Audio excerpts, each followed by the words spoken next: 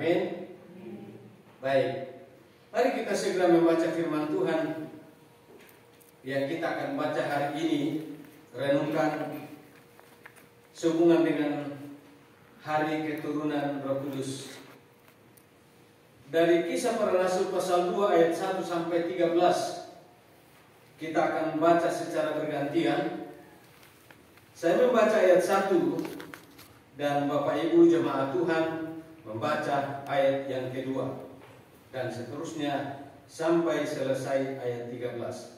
Saya memulai demikian firman Tuhan. Ketika tiba hari Pentakosta, semua orang percaya berkumpul di satu tempat. Tiba-tiba turunlah dari langit suatu bunyi seperti tiupan angin keras yang memenuhi seluruh rumah di mana mereka duduk.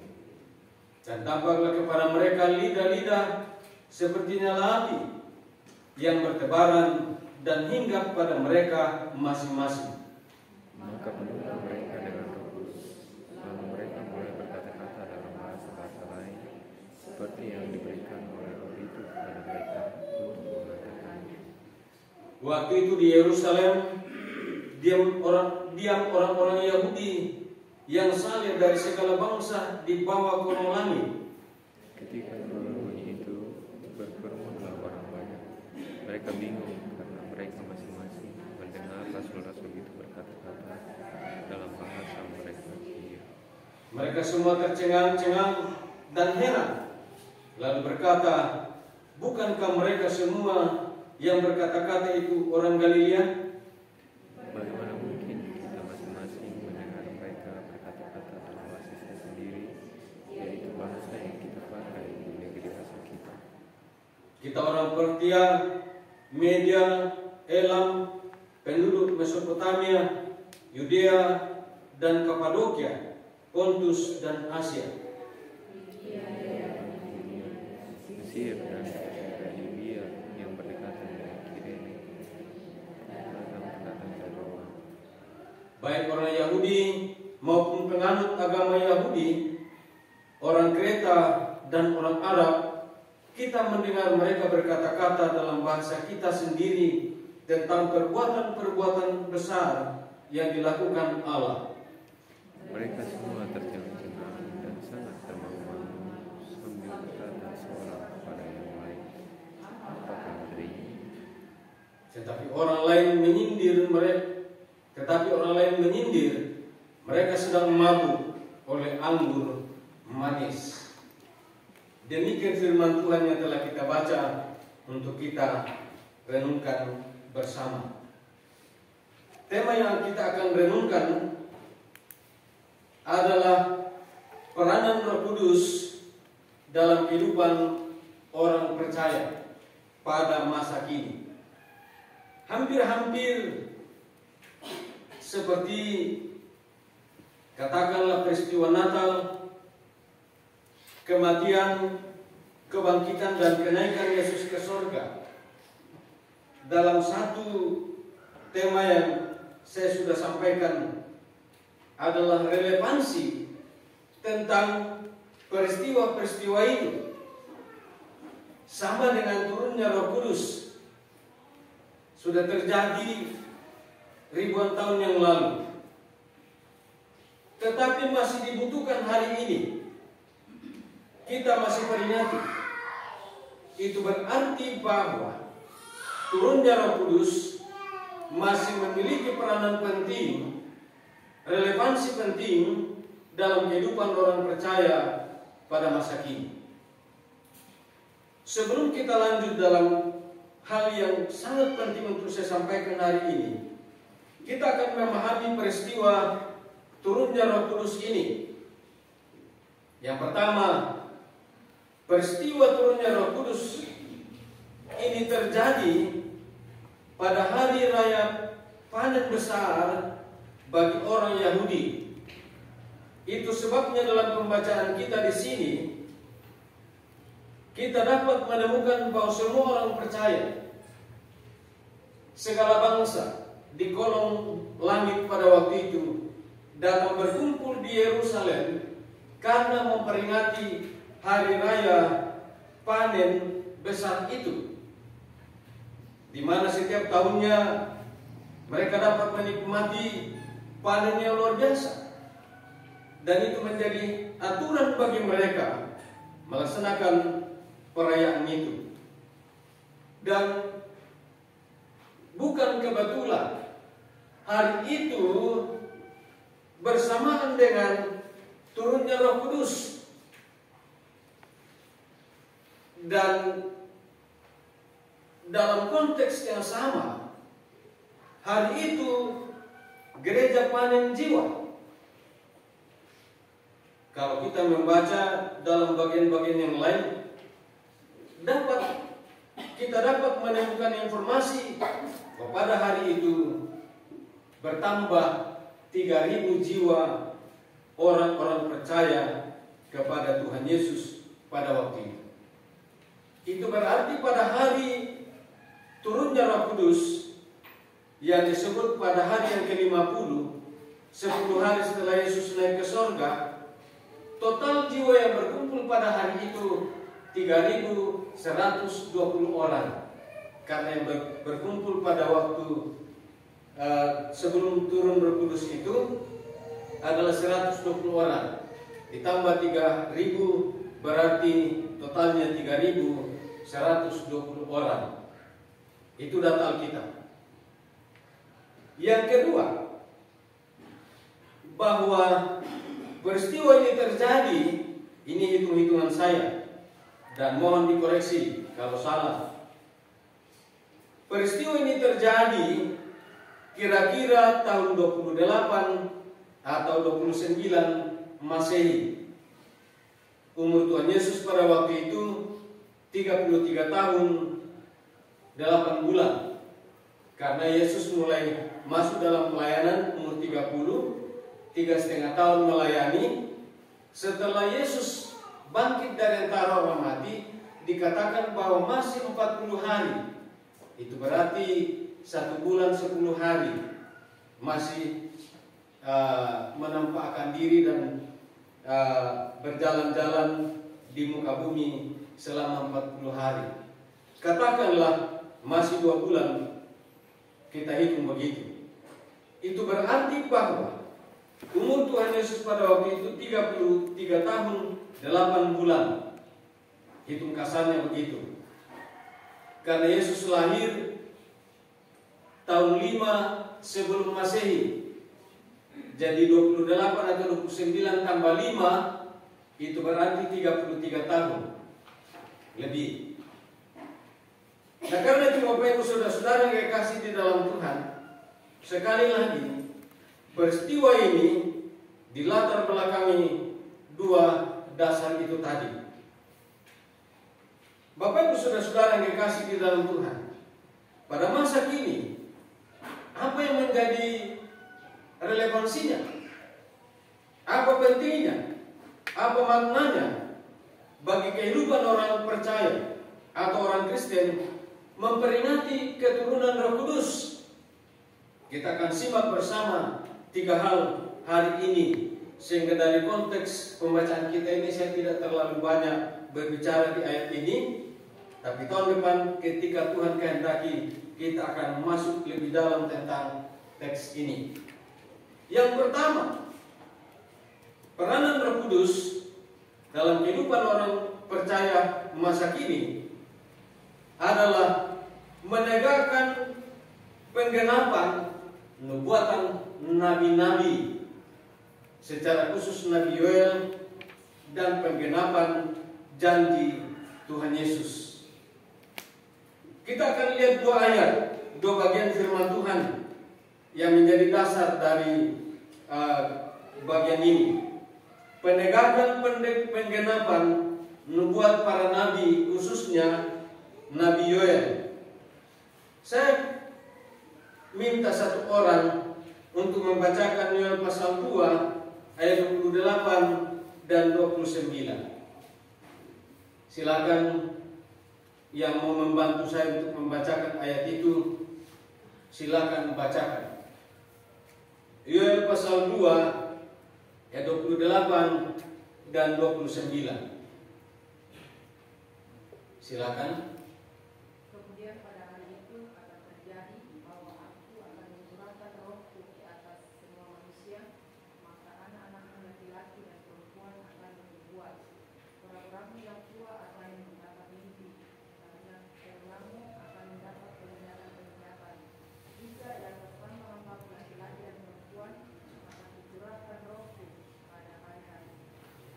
Amin. Terima kasih. Ini nubuatan tentang pencurahan Roh Kudus atau turunnya Roh Kudus, dan digenapi, dibuktikan pada hari yang ke-50 setelah Yesus bangkit dari antara orang mati, atau 10 hari setelah Yesus naik ke surga. Dan masih banyak ayat yang lain yang menubuatkan tentang pencurahan Roh Kudus. Tetapi dari Yoel pasal 2 ini sangat jelas bahwa sebelum Roh Kudus turun, para nabi telah menubuatkan dan digenapi pada hari Pentakosta itu.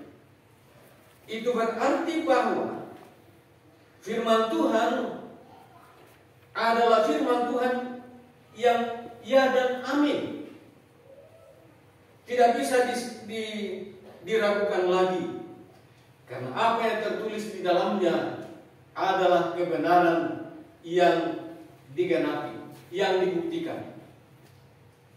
Sehingga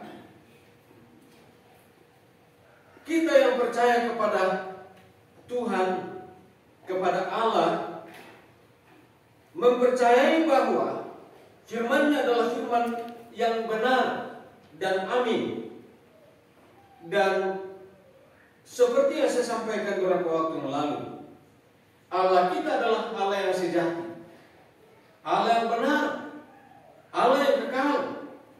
Karena Dia Allah yang berfirman dan menggenapi firman-Nya, satu demi satu digenapi dalam kehidupan orang percaya, termasuk pencurahan Roh Kudus atau datangnya Roh Kudus ini. Ayat yang bagian firman Tuhan yang kedua yang menubuatkan itu atau menjanjikan itu dalam Yohanes pasal 14 ayat 16 sampai 17. Saya harap satu orang lagi membacakan ayat itu. Yohanes 14 ayat 16 dan 17.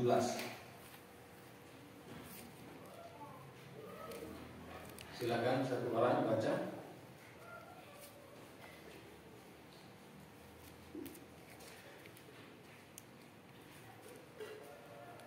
Yohanes 14 ayat 16 dan 17.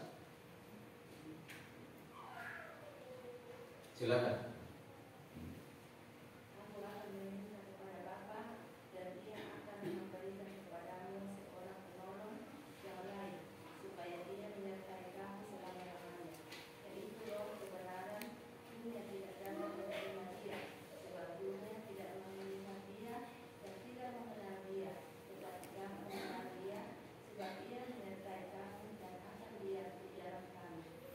Amin. Terima kasih. Sebelum Yesus naik ke surga, Dia berjanji akan pergi dan meminta kepada Bapaknya untuk mengirimkan seorang penolong lagi, penolong yang lain, yaitu Roh Kudus. Dan tepat seperti yang Ia janjikan, digenapi sebagaimana janji ini. Itu sebabnya sekali lagi, apa yang dijanjikan dalam firman Tuhan, apa yang dinubuatkan dalam Alkitab, digenapi. Karena yang menjanjikan, yang berfirman adalah Allah yang sejati, Allah yang benar dan kekal. Karena itu sekali lagi, bagi kita yang percaya kepadanya, sungguh meyakini bahwa apa yang difirmankan dalam Alkitab ini adalah benar dan akan digenapi. Sekali lagi, saya menyampaikan bahwa waktu kami melayani di Kendari, ada satu orang Toraja namanya Bapak Kalak Suso menceritakan kepada saya bahwa sejak dia pensiun menggunakan waktunya, hari-hari hidupnya membaca Alkitab. Dan sementara membaca Alkitab itu dia langsung aplikasikan atau mengaplikasikan dalam hidupnya bahwa segala yang terjadi dalam dunia ini adalah dicatat dalam firman Tuhan dan tidak ada satu yang meleset. Semuanya benar. Karena itu Bapak Ibu Saudara-saudara yang dikasih di dalam Tuhan, kalau sampai hari ini kita memperingati keturunan Roh Kudus, itu berarti kita juga menegakkan penggenapan nubuat para nabi dan janji Tuhan Yesus dalam kehidupan orang percaya. Yang kedua, peranan Roh Kudus dalam kehidupan orang percaya masa kini adalah memimpin orang percaya ke dalam seluruh kebenaran. Saya berharap satu orang lagi membaca dalam Injil Yohanes pasal 16 ayat 13. Silakan satu orang lagi membaca Yohanes 16 ayat 13.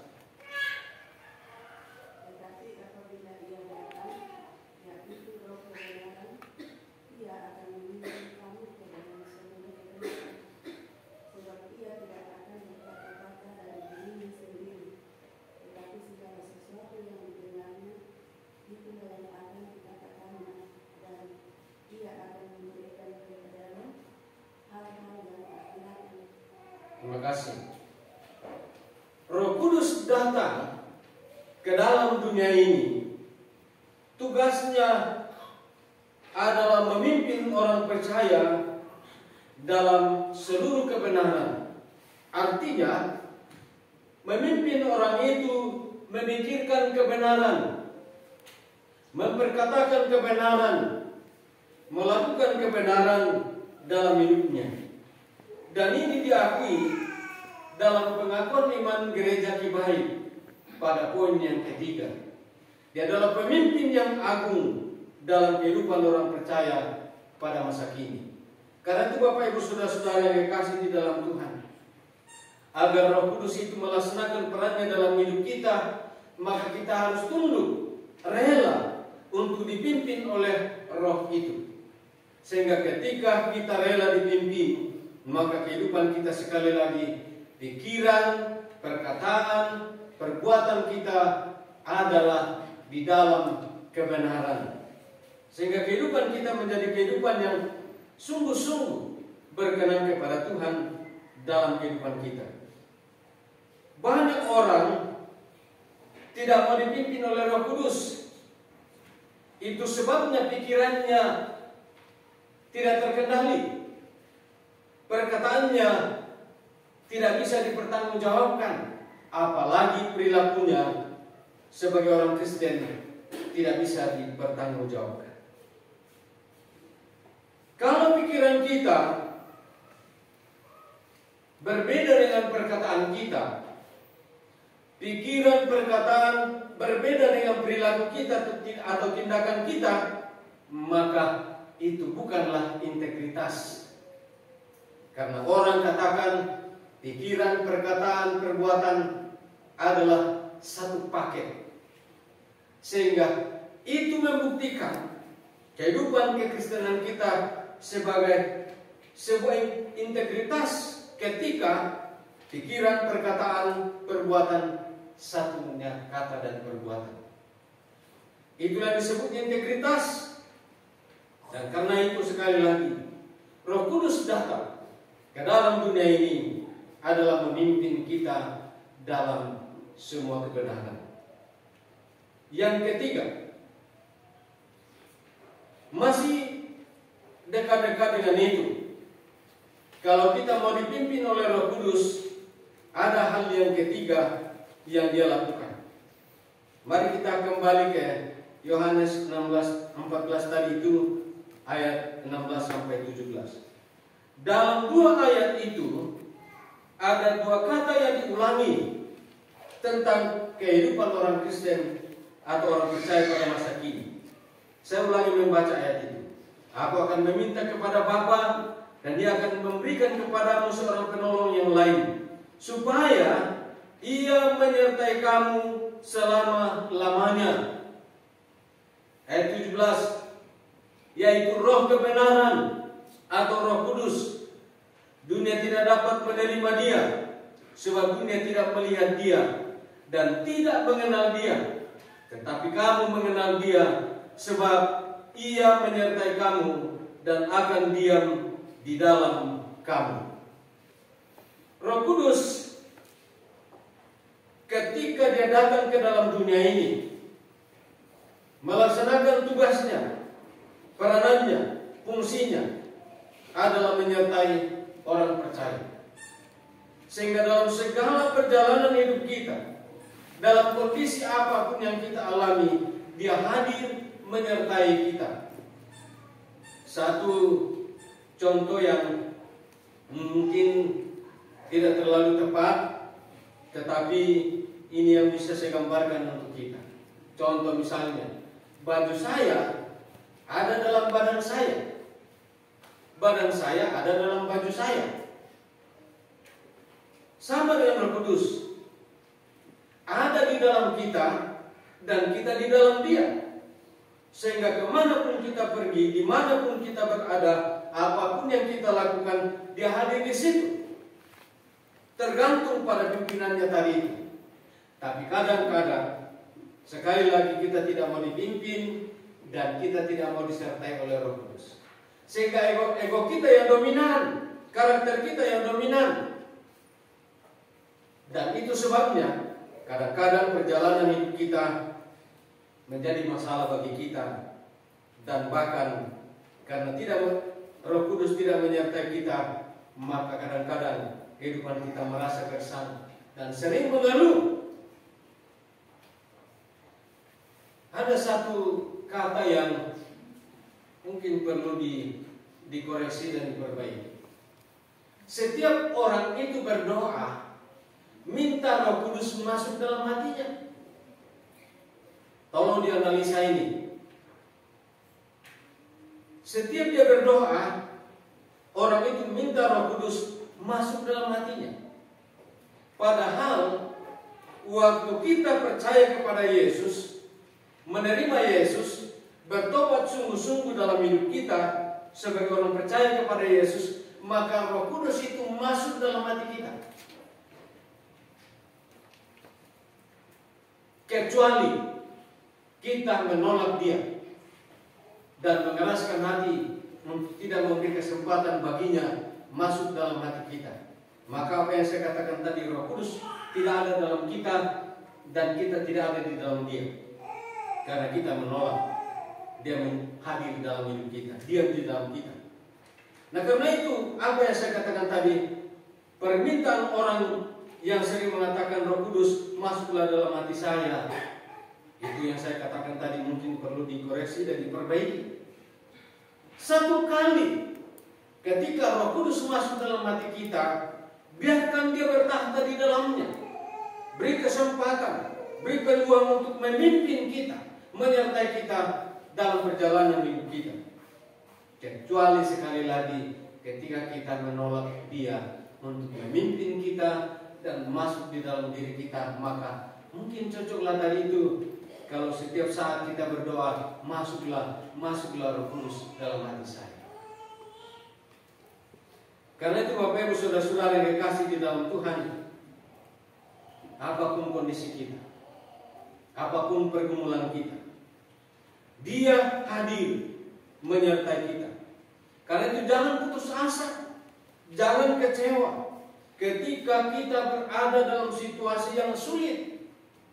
Karena justru ketika Tuhan berkenan kita menjalani kondisi itu, Allah sedang memproses kita menuju satu kesuksesan yang luar biasa dalam hidup kita. Tidak ada sukses yang terlalu gampang untuk kita raih. Pertumbuhan iman yang benar harus melalui sebuah proses. Karena itu sekali lagi, ketika Tuhan membawa kita ke dalam satu kondisi kehidupan yang memang sulit, di mana kita katakan penuh penderitaan, penuh kesulitan, tantangan dan lain sebagainya, sekali lagi jangan menyerah ketika Tuhan sedang memproses kita dalam proses itu.